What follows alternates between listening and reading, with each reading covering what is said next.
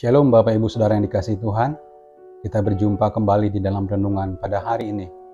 Tema besar minggu ini kita berbicara tentang doa yang dijawab. Dan khusus hari ini, temanya adalah tentang mengenal Allah. Kebenaran firman Tuhan diambil dari 1 Tawarik 4 ayat yang ke-9 sampai yang ke-10 yang bercerita tentang doa Yabes. Saya membacakannya buat kita semuanya. Yabes lebih dimuliakan daripada saudara-saudaranya.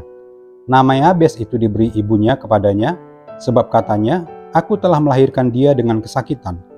Yabes berseru kepada Allah Israel, katanya, "Kiranya engkau memberkati aku berlimpah-limpah, dan memperluas daerahku, dan kiranya tanganmu menyertai aku dan melindungi aku daripada malapetaka, sehingga kesakitan tidak menimpa aku."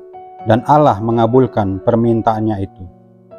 Bapak Ibu Saudara, kita sudah sama-sama mengetahui bahwa Yabes ini adalah seorang pribadi yang dilahirkan dengan kesakitan oleh ibunya. Sehingga ibunya itu memberi nama Yabes kepadanya, yang artinya kesakitan, atau bisa dikatakan yang menyebabkan kesakitan. Jadi betapa kalau kita melihat pemberian nama dari seorang ibu kepada anaknya, itu akan memberikan identitas ke depannya.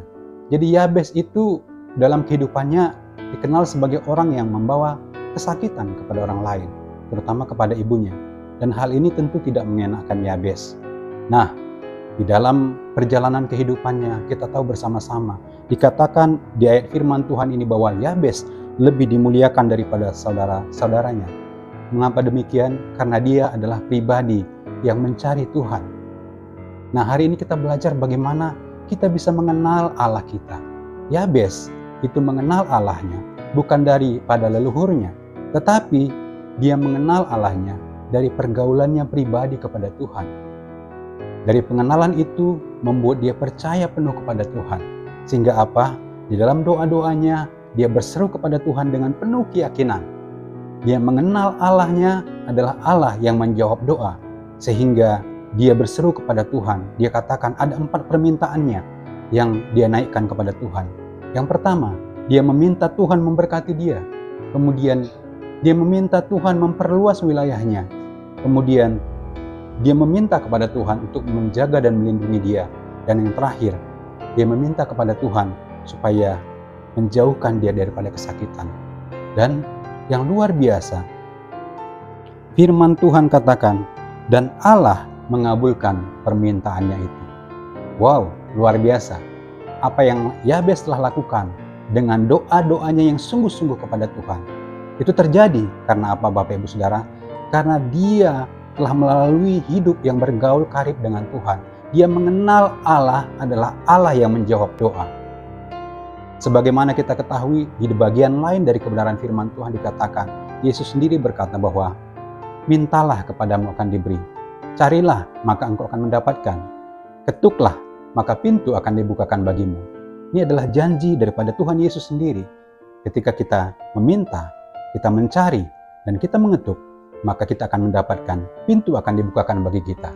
Itu terjadi ketika kita memiliki pengenalan akan Allah. Kita mengenal Allah di dalam kehidupan kita.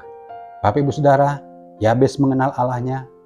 Dan hari ini, kita juga sebagai anak-anak Tuhan, mari kita tidak saja sekedar tahu siapa Tuhan itu, tetapi kita bergaul karib, kita mengenal Allah kita. Terbukti bahwa Allah itu bekerja, memberkati hidup kita, melindungi kita, menyertai perjalanan kehidupan kita. Hari ini, satu hal, bagaimana doa kita bisa jawab, bagaimana doa kita bisa dikenan oleh Tuhan ketika hidup kita mengenal akan Allah. Biarlah kebenaran firman Tuhan ini boleh menjadi berkat bagi kita semuanya. Tuhan Yesus memberkati.